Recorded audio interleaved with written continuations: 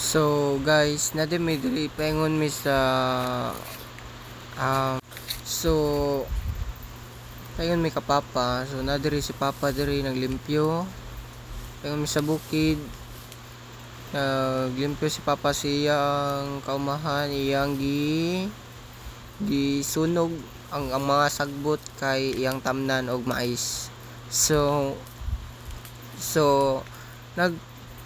nagpadaro si papa og kabaw, gipakyaw niya og 2,000 para madaro ang iyang area niya.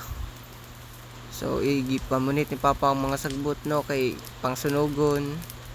And then pag humana na magdaro na dayon ng kabaw.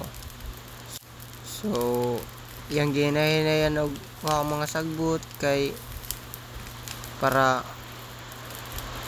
you know that magamay ang sagbot. So nanadiri ang kabaw, nagsugod na og daro na kunin si Uncle ang ipakyaw ni Papa 2,000 sweldo. So mo din yung trabaho dira guys.